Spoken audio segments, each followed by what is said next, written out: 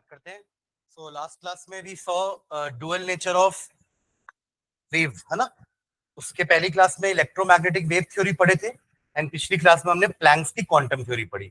दोनों ही किसके प्रॉपर्टी हैं? वेव के। पहले दिन हमने वेव नेचर पढ़ा था और कल हमने पार्टिकल नेचर पढ़ा था। ठीक है, उसके 3 पॉइंट्स लिखे थे प्लैंक्स क्वांटम थ्योरी के कि लाइट जो रेडिएंट एनर्जी है that is not continuous, it is in the form of packets. those packets are called quantum. In the case of light it is known as photon. उस photon की energy होती है which is E is equals to H nu या E directly proportional to nu, यानी कि frequency पे depend करेगा उसका कितना एनर्जी है उस लाइट के अंदर।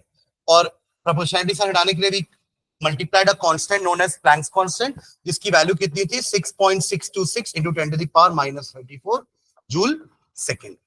For more number of quantum अपन क्या किए थे? NH न्यू किए थे। ठीक है, तो अब इसी को अपन फोटो इलेक्ट्रिक इफेक्ट में अप्लाई करते हैं। तो नेक्स्ट हेडिंग डालिएगा, फोटो इलेक्ट्रिक इफेक्ट।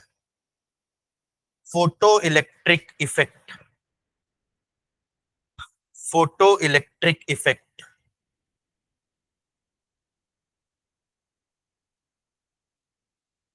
चलिए इसमें लिखेंगे when radiations with frequency, when radiations with frequency,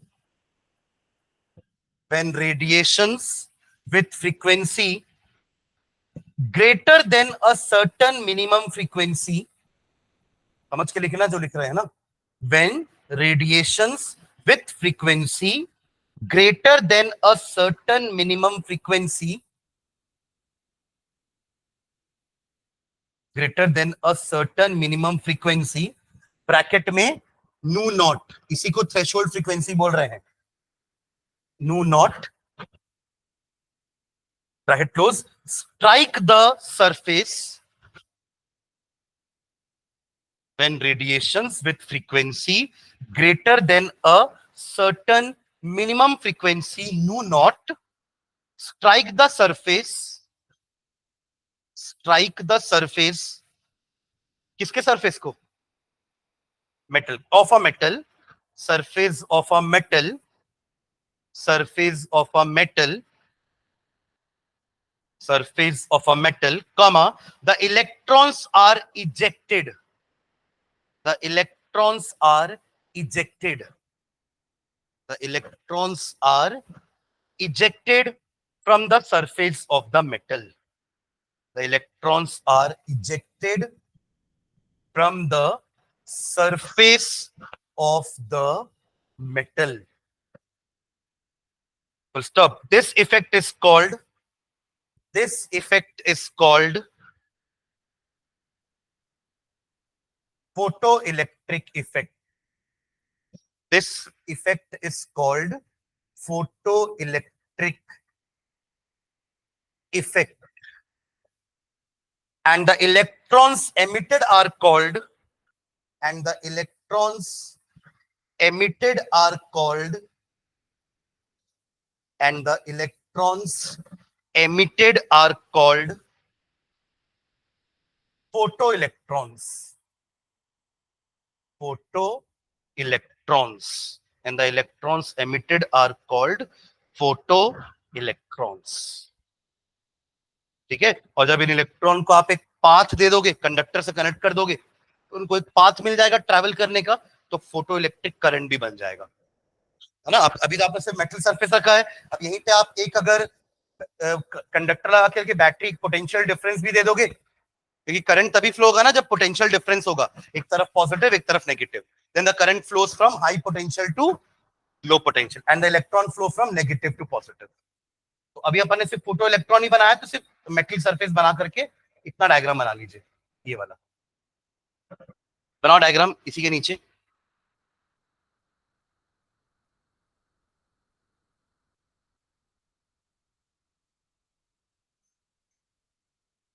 तो इलेक्ट्रॉन्स तभी निकलेंगे जब आप इतना मिनिमम फ्रीक्वेंसी का सिग्नल लाइट भेजोगे, उससे कम फ्रीक्वेंसी वाली लाइट भेजे तो इलेक्ट्रॉन नहीं निकलने वाले, तभी तो मिनिमम लिखे हैं कि कम से कम इतनी तो होनी चाहिए फ्रीक्वेंसी, मैक्सिमम आप कितनी भी ले लो।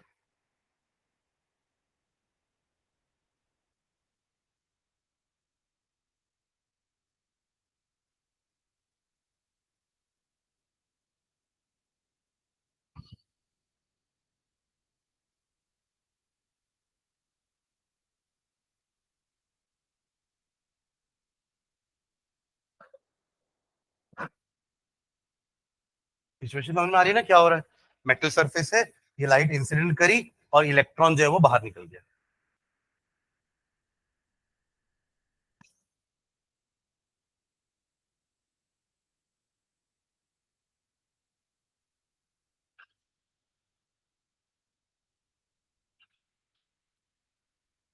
हो गया? okay, नीचे लिखेंगे this effect can be explained, this effect can be explained, this effect, photoelectric effect, can be explained on the basis of Planck's quantum theory, can be explained on the basis of Planck's quantum theory, Planck's quantum theory,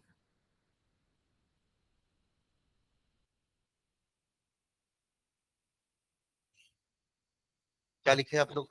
this effect can be explained on the basis of Planck's quantum theory. अपन ये effect को तभी तो समझा पा रहे हैं ना कि क्वांटम थ्योरी हमने पढ़ ली है, तो अब हमको पता है कि जो लाइट आ रही है ना उसके पास एनर्जी है, फोटॉन्स है उसके पास, और वो फोटॉन्स अपनी एनर्जी इलेक्ट्रॉन को ट्रांसफर कर रहे हैं, और वो एनर्जी लेकर के इलेक्ट्रॉन न्यूक्लियस की पकड़ को छोड़ करके बाहर आ जा रहा है। ठीक है, ओके, तो वही लिख रहे हैं अपन नीचे, on the basis of Planck's quantum theory, that is when light of that is when light of when light of some particular frequency, when light of some particular frequency, when light of some particular frequency falls on the surface of metal, falls on the surface of metal, falls on the surface of metal, the photon gives, the photon gives, the photon gives its entire energy, the photon gives its entire energy, gives its entire energy to the electron of the metal atom, to the electron of the metal atom, to the electron of the metal atom.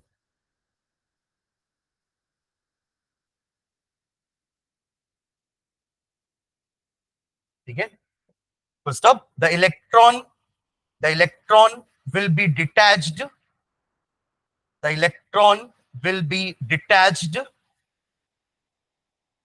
the electron will be detached from the metal atom, from the metal atom, from the metal atom, only if the energy of photon, from the metal atom, only if the energy of the photon, only if the energy of the photon is sufficient to overcome, only if the energy of photon is sufficient to overcome the force of attraction, overcome the force of attraction of electron by the nucleus, to overcome the force of attraction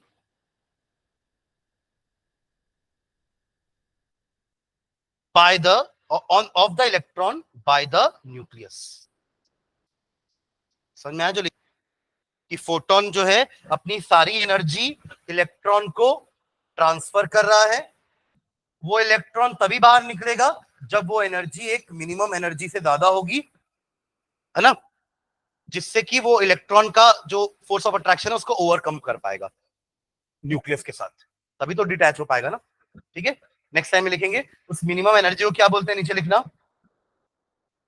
the minimum energy, the minimum energy, ये तो minimum frequency है, सुन रहे हैं क्या? ये क्या है? Minimum frequency, इसके हिसाब से एनर्जी क्या हो जाएगी, एच न्यू नॉट, एनर्जी का फॉर्मूला तो ये होता है ना, E equals to H nu, तो अपन एच न्यू बोलेंगे, यही होती है मिनिमम एनर्जी, और इसको कहते हैं अपन work function, this is known as work function of that metal. Okay, तो क्या लिख रहे हैं? The minimum energy above which the minimum energy above which the minimum energy above which the electron is ejected, above which the electron is ejected is called work function, is called work function, is called work function, denoted by bracket में लिख लेना W not. Work function को अपन denote करते हैं W naught से. W naught क्या हो जाएगा? It is equal to H nu naught. समझ में आएगा यहां तक? This is the minimum energy we have to apply, जिससे इलेक्ट्रॉन बाहर आएगा. इससे ज्यादा चलेगा बट इससे कम में काम नहीं बनेगा. ठीक है, वर्क फंक्शन. और ये मेटल का अपना अपना फिक्स होता है. समझ रहे हैं क्या? ठीक है, नेक्स्ट टाइम लिखेंगे. इट इज गिवन या इट इज एक्सप्रेस्ड इन, इसका यूनिट लिख रहे हैं, एनर्जी है ना. It is expressed in electron volt. Electron volt, ये भी एक यूनिट होता है एनर्जी का. Electron volt represented by EV, small E capital V. Electron volt, वही ब्रैकेट में लिख लेना ईवी. और ये ईवी और जूल का रिलेशनशिप क्या होता है ध्यान देंगे. 1 इलेक्ट्रॉन वोल्ट, नीचे लिखेंगे 1 इलेक्ट्रॉन वोल्ट का मतलब देखो इलेक्ट्रॉन का चार्ज कितना होता है? 1.6 into 10 to the power minus 19 coulomb into 1 volt. So that will be 1.6 into 10 to the power minus 19 coulomb volt, जिसको हम जूल बोलते हैं. तो ये रिलेशनशिप है 1 इलेक्ट्रॉन वोल्ट और जूल के बीच में. 1.6 into 10 to the power minus 19 joule is equals to 1 electron volt. ठीक है, तो मेटल के वर्क फंक्शन को अपन इलेक्ट्रॉन वोल्ट के टर्म्स में रिप्रेजेंट करते हैं. ठीक है, जैसे कि एग्जांपल मैं आपको बता रहा हूं कि पोटेशियम का वर्क फंक्शन 2.25 इलेक्ट्रॉन वोल्ट है. मतलब पोटेशियम को हमें देनी पड़ेगी तभी पोटेशियम का आखिरी वाला इलेक्ट्रॉन बाहर आएगा. समझ रहे हैं क्या? 2.25 इलेक्ट्रॉन वोल्ट. क्लियर है? ऐसे हर मेटल का ये फिक्स है. अब आप एनर्जी क्या दे रहे हो तो आपके ऊपर है ना, आप कौन सा लाइट उसके ऊपर एमिट करवा रहे हो, इंसिडेंट करवा रहे हो. अगर अच्छी हाई फ्रीक्वेंसी वाली लाइट है तो कोई दिक्कत नहीं, आराम से ये वाला एनर्जी आपको मिल जाएगा. एक्स्ट्रा इससे ऊपर का एनर्जी चलेगा बट इससे कम वाला नहीं चाहिए हमें. उससे हमारा जो हमारा फुल जो एम है वो फुलफिल नहीं होगा, हम इलेक्ट्रॉन को बाहर ही नहीं निकाल पाएंगे. ठीक है, चलिए एक वो काइनेटिक एनर्जी वाला पॉइंट भी लिख लेते हैं, नेक्स्ट टाइम में लिखेंगे. If the frequency of the incident light, if the frequency of the incident light, if the frequency of the incident light, if the frequency of the incident light, bracket में नू लिखना, नू, हम जो light भेज रहे हैं उसकी इंटेंसिटी नू है, सॉरी फ्रीक्वेंसी नू है. If the frequency of the incident light nu is more than the threshold frequency, तो अच्छी बात है कि बुरी बात है? अच्छी बात है. Is more than the threshold frequency, is more than the threshold frequency. Threshold frequency के ब्रैकेट में क्या लिखोगे? नू नॉट. अरे जो आप एमिट करवा रहे हो, इंसिडेंट करवा रहे हो, वो नू है, उसको चाहिए कितना? नू नॉट, थ्रेशोल्ड फ्रीक्वेंसी. समझे क्या? ये जो लाइन लिखे हैं, if the frequency of the incident light which is nu is greater than the threshold frequency which is nu naught, comma the excess energy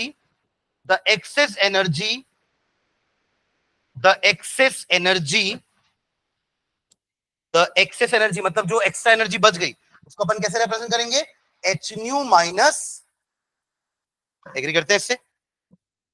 ये आपके लाइट की इंटेंसिटी एनर्जी और ये उसका वर्क फंक्शन उस मेटल का. ठीक है, तो एक्सेस एनर्जी ब्रैकेट में h nu minus h nu not, bracket close, is imparted as is imparted as kinetic energy, is imparted as kinetic energy to the electrons. Kinetic energy to the electrons. तो नीचे लिख लेंगे h nu minus h nu naught is equals to kinetic energy of electron, which is half mv square.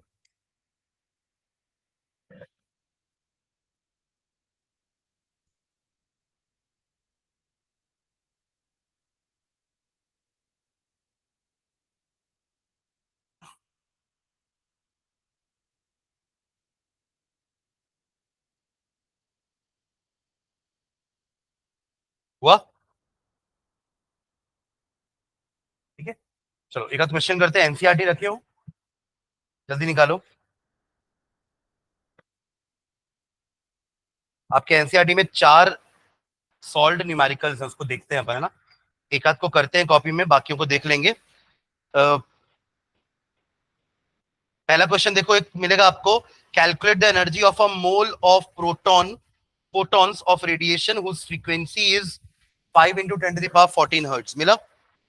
ये है आपका page number 39 पर, problem 2.6, page number 39।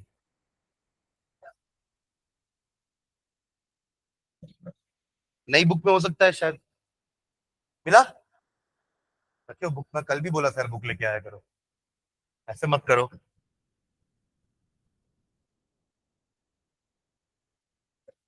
आपके तीनों के बीच में भी एक ही बुक है पीछे? दो है, एक।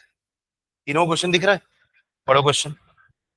कैलकुलेट द एनर्जी, दिखा, of one, of a mole, a mole मतलब 1 मोल, किस, अ मोल ऑफ क्या, photon of radiation whose frequency is 5 into 10 to the power 14 hertz. यानी कि आपको फ्रीक्वेंसी कितनी दी है उस लाइट की, 5 into 10 to the power 14 hertz. हमारा एनर्जी का फॉर्मूला क्या होता है, E is equals to H new, H तो कांस्टेंट है हमेशा वैल्यू, और न्यू आपको दिया हुआ है, तो एनर्जी निकल जाएगा। बट ये एक फोटोन का होगा, कितने फोटोन का होगा, एक फोटोन। हमें कितना बोला है, 1 मोल ऑफ फोटोन, तो 1 मोल फोटोन का मतलब क्या हुआ, 6.022 into 10 to the power 23 number of photons. जैसे एक डजन में 12 होता है ना नंबर, आप लोगों को बता रहा हूं तीनों को, जैसे एक डजन में कितने नंबर होते हैं, 12 होते हैं। आप एक डजन केला लेने जाओगे तो 12 केला देगा ना आपको। वैसे ही अगर आप 1 मोल कोई चीज बोल रहे हो, इसका मतलब आपके पास उस चीज का इतना नंबर है, 6.022 into 10 to the power 23, बहुत ज्यादा है ये, यानी कि 6022 और 20 जीरो और लगा लो, इतना बड़ा नंबर है ये। Am I clear? तो इतने फोटोन है, 1 मोल फोटोन का मतलब इतने सारे फोटोन है, इनटू वही NH न्यू, याद है E इज इक्वल टू क्या था, NH न्यू, तो यहाँ पे N का मतलब वही है 1 मोल, तो 6.022 into 10 to the power 23 into 6.626 into 10 to the power minus 34 into 5 into 10 to the power 40। इसको समझ में नहीं आया ये जो लिखा मैंने अभी पूरा, N की जगह नंबर ऑफ मोल डाल दिया 1 मोल, H की जगह प्लैंक्स कांस्टेंट आ गया, और फ्रीक्वेंसी की जगह वैल्यू डाल दी फ्रीक्वेंसी की। अब तीनों को मल्टीप्लाई करना है बस, और 10 के पावर्स को एक साथ ले लो पूरा। क्या क्या 10 का पावर, एक जगह 23 है, एक जगह -34 है, और एक जगह +14 है, 10 के पावर्स एक साथ चले गए, है ना। अब क्या बचा, हमें क्या क्या मल्टीप्लाई करना है, इन दोनों को पहले मल्टीप्लाई करो, फिर इनका जो रिजल्ट आएगा 5 से मल्टीप्लाई कर देना, तो फाइनली आंसर कितना आएगा, और फिर उसको कैसे रिप्रेजेंट करेंगे, इन साइंटिफिक नोटेशन, याद है ना, साइंटिफिक नोटेशन। ठीक है, तो क्या क्या आ रहा है इसका आंसर,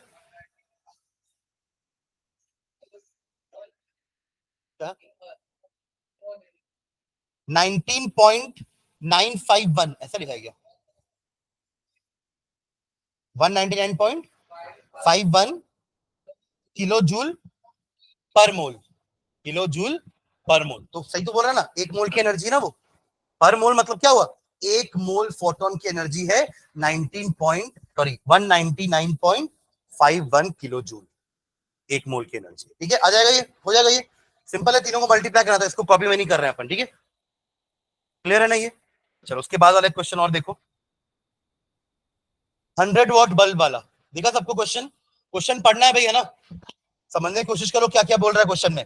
100 वॉट बल्ब, वॉट मतलब ये क्या दिया हुआ है, किसका यूनिट होता है वॉट? पावर, बल्ब का पावर। बल्ब लाइट भी एमिट कर रहा होगा, कुछ पावर भी होगा। पावर क्या होता है, व्हाट इज पावर?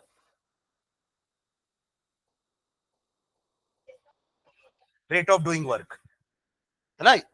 यानी कि power is equals to energy upon time. Power क्या बोलते हैं अपन? Energy upon time. Energy work are interchangeable, जितनी एनर्जी उतना ही काम करोगे ना।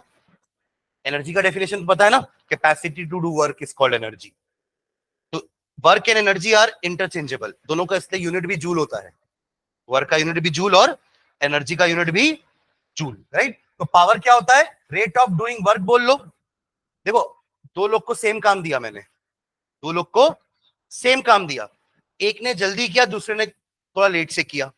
तो जिसने जल्दी किया वो, उसका पावर ज्यादा है, समझे क्या?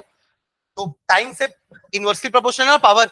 जिसने कम टाइम लगाया उसका पावर ज्यादा, और जिसने ज्यादा टाइम लगाया उसका पावर कम, इनवर्सली प्रोपोर्शनल। तो पावर क्या होता है? एनर्जी अपॉन टाइम या work upon time. Am I clear? यहाँ तो अपन एनर्जी की बात कर रहे हैं ना, तो पावर क्या हो जाएगा? Energy upon time. तो 100 वॉट का मतलब क्या होता है समझना। ये इसका यूनिट क्या हो जाएगा? ऊपर क्या है? जूल, और नीचे क्या है? सेकेंड्स। जूल पर सेकेंड को ही हम प्यार से क्या बोलते हैं?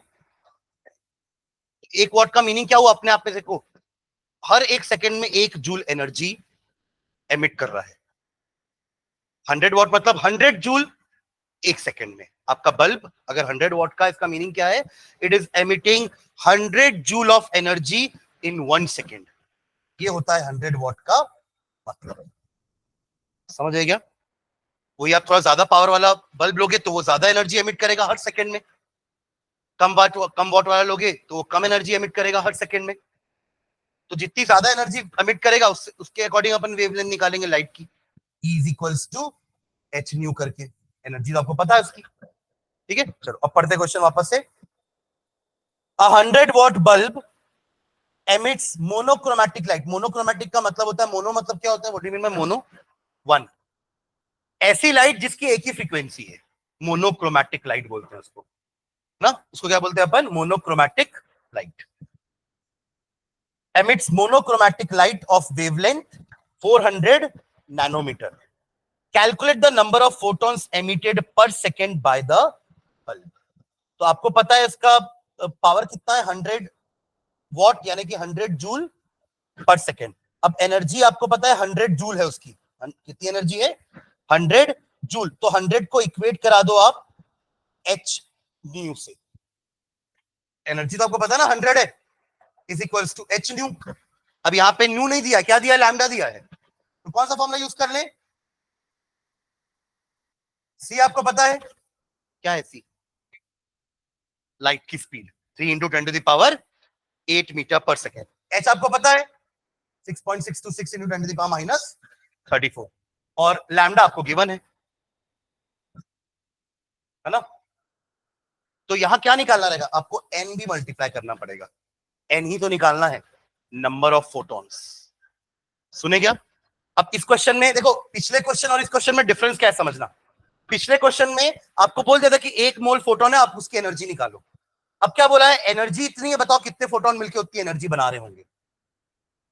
अगर एक फोटोन, मान लीजिए एक एग्जांपल बताता हूं, मान लीजिए एक फोटोन 2 जूल एनर्जी बना रहा होगा, या एक फोटोन के कारण 2 जूल एनर्जी होगी। और अगर वो बल्ब 100 जूल एनर्जी फेंक रहा है, यानी कितने फोटोन हुए? 50। करे ना कैसे किए? 100 डिवाइडेड बाय 2। बस वही काम अभी करना है। अब आपको एन निकालना है। एनर्जी आपको टोटल पता है उस लाइट की, एच आपको पता है, सी पता है, लैम्डा पता है, तो एन निकल जाएगा, नंबर ऑफ फोटॉन्स। ठीक है? एक बार इसका सॉल्यूशन देख लो। देखो सबसे पहले उसने एनर्जी निकाली, कितना आ रहा है एनर्जी? अच्छा नहीं, ये 1 फोटोन की एनर्जी है ना। हाँ तो ठीक है, 100/4.969 ये आ रहा होगा ना। ये क्या निकाला है? जो आपका 4.969 ना, वो इसकी वैल्यू है, इसकी वैल्यू है एच सी बाय लैम्डा की। और फिर इसी को तो डिवाइड किया 100 के नीचे, दिख रहा है एवरीवन? आपने इसको अलग से निकाला और फिर n निकालने के लिए 100 divided bye hc by lambda कर दिए, और ये hc बाय लैम्डा क्या निकला है? 4.969। ये दिख रहा है सबको ये value? 4.969 into 10 to the power minus 19 joule. तो अब आपको नंबर ऑफ फोटोन निकालने हैं, तो 100 डिवाइडेड बाय दिस। तो एक्चुअली जो 4.969 into 10 to the power minus 19 joule है ना, वो एक फोटोन का एनर्जी है। कितने कितने फोटोन का एनर्जी है? एक फोटोन का। क्लियर है? तो उसको 100 से डिवाइड कर दो, पता चलेगा कितने फोटोन लगे होंगे। देखो एक फोटोन की एनर्जी कितनी कम है, 10 टू द पावर माइनस 19 है ना, मतलब वो तो बहुत ही कम नंबर हो गया। तो एक फोटोन से बहुत कम एनर्जी बन रही है, तो आपको बहुत सारे फोटोन लेने पड़ेंगे अगर आपको टोटल जूल 100 जूल का एनर्जी चाहिए तो।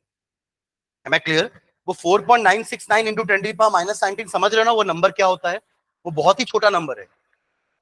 That is very small number, very very very small number. तो एक फोटोन की एनर्जी बहुत कम होती है, तो हमें ऐसे बहुत सारे फोटोन लेना पड़ेंगे अगर आप 100 जूल एनर्जी बनाना चाहते हो। तो वो कितने फोटोन है वही निकालने बोला है, n। क्लियर है ये भी? चलो एक क्वेश्चन और देखते हैं, फिर एक क्वेश्चन बनाएंगे कॉपी में, है ना। ये वाला क्वेश्चन देखिएगा पहले।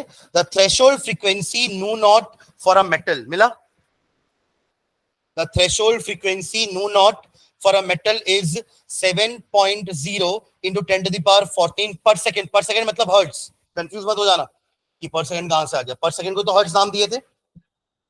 Calculate the kinetic energy of an electron emitted when radiation of frequency nu hits this metal. आपको क्या बोला है? nu नॉट दे दिया है, और जो आप जिस फ्रीक्वेंसी को आप एमिट करो वो फ्रीक्वेंसी भी दे दिया है। तो आपको काइनेटिक एनर्जी निकालना है। तो अपन लास्ट फॉर्मूला भी लिखे थे ना, एच न्यू माइनस, यही तो है, यही तो निकालने बोला ना। आपके पास नू दिया हुआ है, नू कौन सा है? दो फ्रीक्वेंसी दी है ना, नू कौन सी जल्दी बताओ? 1.0 इंटू 10 टू द पावर 15, वो आपका नू है। और नू नॉट क्या है? 7 इंटू 10 टू द पावर 14। तो चाहिए था मिनिमम कितना? 7 into 10 to the power 14, but आपने कितना दिया है? ज्यादा, उससे ज्यादा लियो ना फ्रीक्वेंसी। बड़ा है कि नहीं आपका फ्रीक्वेंसी? उस मेटल का थ्रेशोल्ड फ्रीक्वेंसी तो फिक्स है, बट आपने किस लाइट की फ्रीक्वेंसी ली है? 10 टू द पावर 15 हर्ट्ज, जो कि बड़ी है उससे। तो नू H nu minus H not will be the kinetic energy. Kinetic energy तो निकालने बोला ना, तो दोनों को माइनस कर देंगे, है ना। तो एच को कॉमन ले लो, न्यू माइनस न्यू नॉट, और फिर एच मल्टीप्लाई कर दो, that will be your answer. देख लो एक बार उसके सॉल्यूशन को।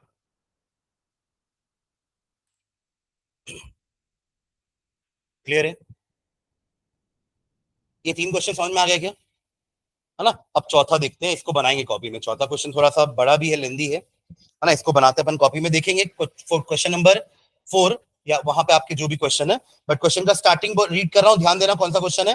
When electromagnetic radiation of wavelength 300 nanometre, मिल गया? मिला सबको? When electromagnetic radiation of wavelength 300 nanometer falls on the surface of sodium metal, electrons are emitted with a kinetic energy of 1.68 into 10 to the power 5 joule per mole. पर मोल मतलब एक मोल electron की बात कर रहा है। एक इलेक्ट्रॉन इतनी एनर्जी के साथ नहीं निकला बाहर, एक मोल इलेक्ट्रॉन पूरा बाहर निकला, और उसकी टोटल एनर्जी कितनी थी? 1.68 into 10 to the power 5 joule. समझ आया यहां तक लाइन आपको? मतलब जब आपने एक सोडियम मेटल के सरफेस में 300 नैनोमीटर की लाइट को स्ट्राइक करवाया, तो एक मोल इलेक्ट्रॉन बाहर निकले विद काइनेटिक एनर्जी ऑफ जो भी वैल्यू है into 10 to the power 5 joule. अब पर मोल मत बोलना, अपन तो सामने बोल दिए ना कि एक मोल की एनर्जी, एक मोल इलेक्ट्रॉन की एनर्जी इतनी है। ठीक है, ओके आगे पढ़ते हैं। नेक्स्ट, यहां तक क्वेश्चन समझ में आया सबको? ओके, सिचुएशन समझने की कोशिश करो। ठीक है, what is the minimum energy needed to remove an electron from sodium? एक इलेक्ट्रॉन निकालने के लिए कितनी एनर्जी चाहिए थी एक्चुअली में? मैक्सिमम तो वेवलेंथ पूछा है क्या, मिनिमम एनर्जी पूछा है? क्योंकि देखो इधर सुनो, एक बार ध्यान देना, मिनिमम फ्रीक्वेंसी से मिनिमम एनर्जी निकलेगी, और मिनिमम फ्रीक्वेंसी से मैक्सिमम वेवलेंथ निकलेगी। अपन देखे थे ना कि frequency and wavelength are inversely proportional. Red light की वेवलेंथ मैक्सिमम है, उसकी फ्रीक्वेंसी मिनिमम है। वायलेट की वेवलेंथ मिनिमम है, उसकी फ्रीक्वेंसी मैक्सिमम है। तो उस लाइट की पहले आपको फ्रीक्वेंसी बताना कि मिनिमम मुझे एक इलेक्ट्रॉन निकालने के लिए कितनी एनर्जी की या कितनी फ्रीक्वेंसी की लाइट देनी चाहिए थी, इंसिडेंट करानी चाहिए थी। ठीक है, हमने तो खैर काफी ज्यादा एनर्जी की लाइट दी है, तभी तो देखो ना काइनेटिक एनर्जी से निकले बाहर, है ना। अगर आपने उतनी ही दी होती तो सिर्फ निकल के बैठे रहते, बट अब निकल के भाग भी रहे ना, with the kinetic energy of 1.68 into 10 to the power 5 joule. समझ रहे क्या? ये एक इलेक्ट्रॉन की एनर्जी नहीं है काइनेटिक एनर्जी, ये एक मोल इलेक्ट्रॉन की एनर्जी है। तो एक इलेक्ट्रॉन की काइनेटिक एनर्जी कितनी होगी? एक इलेक्ट्रॉन की काइनेटिक एनर्जी कितनी होगी? Divided by Avogadro's number. समझे समझे क्या? अरे ऐसे समझो, 10 इलेक्ट्रॉन की काइनेटिक एनर्जी 500 जूल है। 10 इलेक्ट्रॉन की काइनेटिक एनर्जी 500 जूल है, तो एक की कितनी होगी? 500 डिवाइड बाय 10 भैया। समझ लो कि नहीं? और क्या समझाऊंगा, नहीं समझेगा ये वाला एग्जांपल कि 10 इलेक्ट्रॉन की एनर्जी अगर 500 जूल है तो एक की कितनी होगी भाई? 50 होगी। 10 से डिवाइड करोगे ना। इन द सेम वे अब मैंने आपसे क्या पूछा कि एक मोल इलेक्ट्रॉन की kinetic energy 1.6 into 10 to the power 5 है, तो एक इलेक्ट्रॉन की काइनेटिक एनर्जी कितनी होगी? मोल से डिवाइड कर देना, यानी कि that energy is divided by Avogadro's number 6.022, क्योंकि वो तो इतने नंबर के इतने इलेक्ट्रॉन की एनर्जी है ना वो, तो एक इलेक्ट्रॉन के लिए आप उसको डिवाइड कर दोगे नीचे, है ना। उसको आप ऐसे समझ सकते हो कि 10 इलेक्ट्रॉन की एनर्जी 500 जूल थी, तो एक इलेक्ट्रॉन के लिए आपने 10 को नीचे डिवाइड कर दिया। इन द सेम वे अब 6.022 into 10 to the power 23 electron की kinetic energy 1.68 into 10 to the power 5 है, तो एक इलेक्ट्रॉन की काइनेटिक एनर्जी कितनी होगी? तो 1.68 into 10 to the power 5 divided by 6.022 into 10 to the power 23। समझ गए क्या? ये एक इलेक्ट्रॉन की काइनेटिक एनर्जी निकली है। देखिए अपन को निकालने भी तो क्या बोला है कि एक इलेक्ट्रॉन को निकालने के लिए मिनिमम एनर्जी बताओ। तो पहले आप एक इलेक्ट्रॉन की काइनेटिक एनर्जी निकाल लो, तो अपने पास ये वाला पार्ट आ गया एक इलेक्ट्रॉन का, आया ना। ये आपको निकालने बोला है, और ये तो आपके पास है दिया ना 300 नैनोमीटर, तो आप hc बाय लैम्डा करके निकाल लो कि एक फोटोन कितनी एनर्जी दे रहा होगा। ठीक है, चलो और पूरा क्वेश्चन पढ़ लेते हैं। मिनिमम फ्रीक्वेंसी निकालना है एंड मैक्सिमम वेवलेंथ निकालना है that will cause a photo electron to be emitted. ठीक है, चलो इसको कॉपी में बनाएंगे। स्टार्ट करो। पहले पहले तो एच न्यू निकाल लो जल्दी से, एच न्यू तो निकालना ही पड़ेगा। निकालो energy of a photon. Step क्या रहेगा? एनर्जी ऑफ अ फोटोन, एक फोटोन, अ फोटोन बोल रहे हैं ना, energy of a photon, energy of a photon क्या हो जाएगा? E is equals to h nu which is hc by lambda 6.626 into 10 to the power minus 34 into 3 into 10 to the power 8 upon 300। Nano का मतलब क्या बताया था मैंने? वो एंगस्ट्रॉम है, -9। नैनो का मतलब क्या होता है? 10 to the power -9 मीटर्स। ठीक है, अब 10 के पावर्स को एक साथ ले चलो। देखो ये तो बहुत इजी कैलकुलेशन हुआ कि नहीं? कि टफ है कैलकुलेशन? बहुत इजी हो गया ना। 3 और ये 300 कट के 100 हो गया, बस अब 6.626 से बचेगा, बाकी सारे तो 10 के पावर से। तो कितना बचा? 6.626 इंटू 10 टू दी पावर क्या क्या है? ऊपर -34 है, ऊपर ही 8 भी है, ऊपर दोनों 8 है ना, 8 और -34 दोनों ऐड हो जाएंगे। अब ये -9 ऊपर जाएगा तो +9, और ये 2 है ना, 100 मतलब 10 टू दी पावर 2, ऊपर जाएगा तो -2, नीचे +2 है ना, ऊपर जाएगा तो -2 हो जाएगा। तो फाइनली आंसर कितना आएगा? 6.626 इंटू 10 टू दी पावर कितना होगा ये ऐड करने पर? देखो ये कितना, 9 + 8 17, 17 और 34 माइनस करोगे तो 17 ही बचेगा, बट -17, -17 प्लस -2 इज -19 जूल। ये आपके एक फोटोन का एनर्जी है।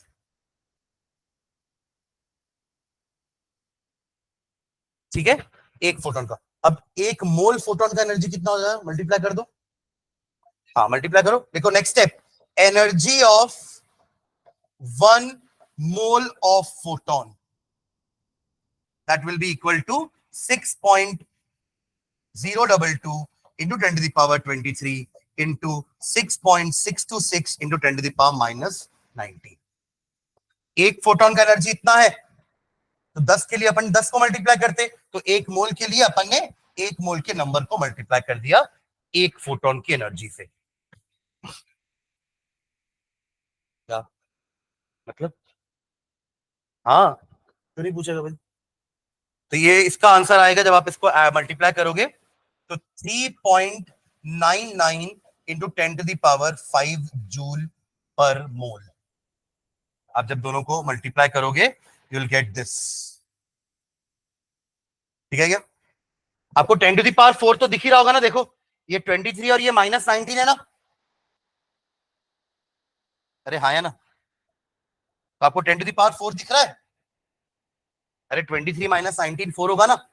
फिर इन दोनों को मल्टीप्लाई करोगे और जब साइंटिफिक नोटेशन में कन्वर्ट करोगे ना तो 10⁵ हो जाएगा। क्लियर? ये एक मोल फोटोन की एनर्जी है।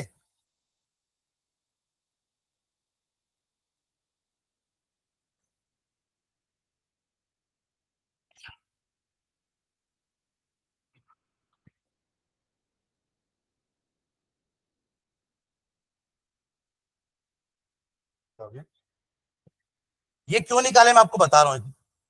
वो क्या क्या सबका ये अपना जो फॉर्मूला था काइनेटिक एनर्जी वाला, H nu minus H nu naught is equals to kinetic energy, ये था ना हमारा फॉर्मूला। अब जो क्वेश्चन में काइनेटिक एनर्जी दी है वो एक फोटोन या एक इलेक्ट्रॉन की काइनेटिक एनर्जी नहीं है। कितने इलेक्ट्रॉन की काइनेटिक एनर्जी है? एक मोल। तो ये पर मोल में है ना, इसका इसका यूनिट या इसका वैल्यू पर मोल के हिसाब से है, इसलिए हमने इसको भी पर मोल के हिसाब से निकाला ताकि आप दोनों को माइनस कर सको।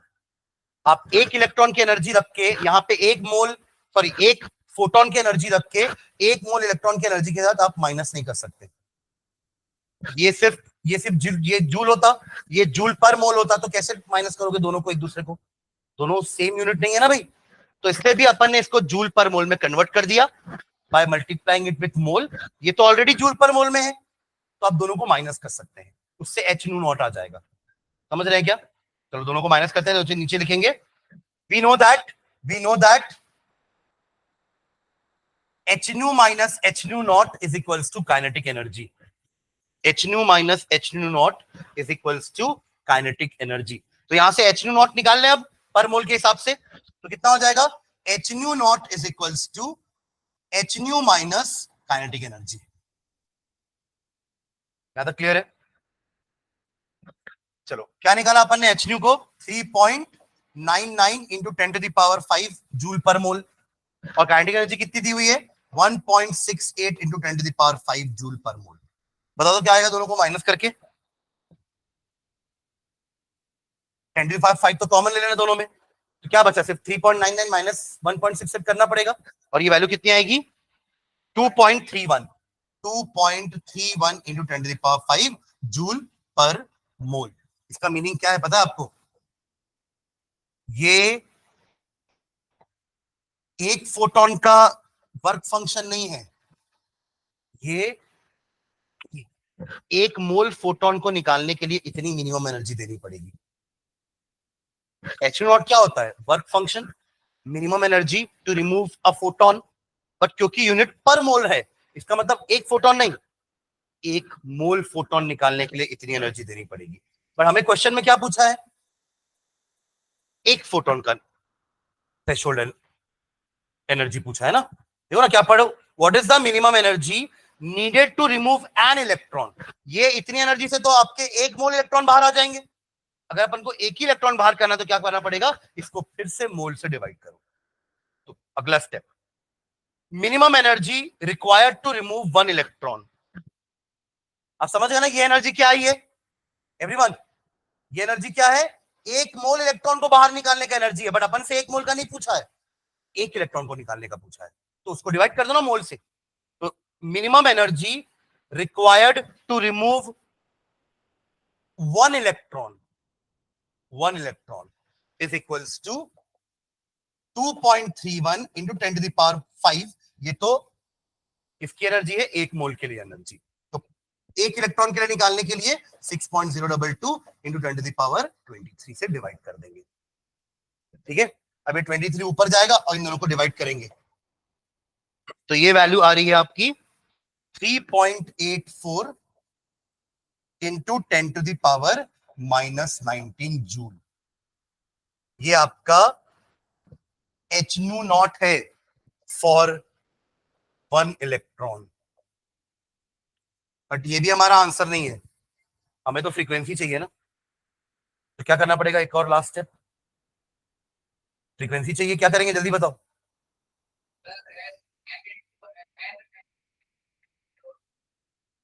ये एच न्यू नॉट है बट मुझे न्यू नॉट चाहिए, तो क्या करूं, माइनस क्यों करेंगे,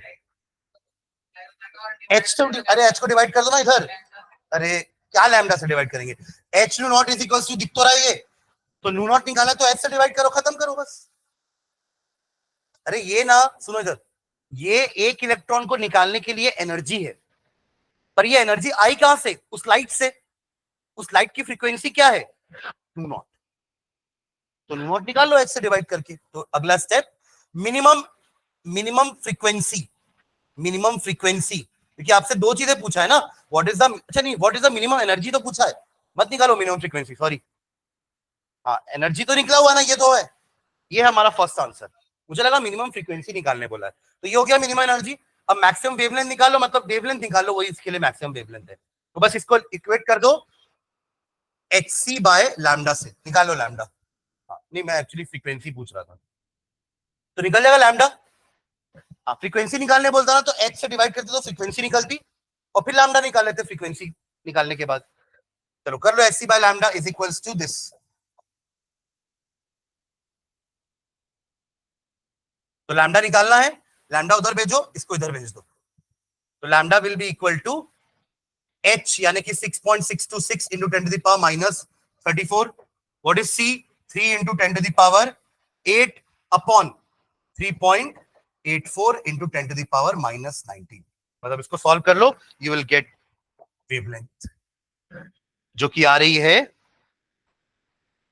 517 नैनोमीटर, और ये आपकी रेंज होती है, क्योंकि आपसे भी पूछ रहा है कि, अच्छा रेंज नहीं पूछ रहा है क्या, ठीक है फिर, वरना ये ग्रीन कलर लाइट होती है, कौन से कलर की लाइट होती है ये, आपके वो स्पेक्ट्रम में आपको दिख जाएगा, कल अपन देखे थे ना वो स्पेक्ट्रम, बैंड ऑफ फ्रीक्वेंसी याद है, तो उस बैंड में आप देखोगे तो ये ग्रीन कलर का रेंज है, देखो एक बार, याद है ना कहां से कहां तक जा रहा था, 450 से या 400 से, 400 से 750 याद है, ये वायलेट की रेंज थी और ये रेड की, अरे हाँ ना, तो अब ये कहां लाई कर रहा है बीच में, 500 कुछ आ रहा है ना, 517, तो वो कौन सा रेंज है, हरे कलर का, ग्रीन कलर की लाइट थी मतलब वो, समझ गया क्या।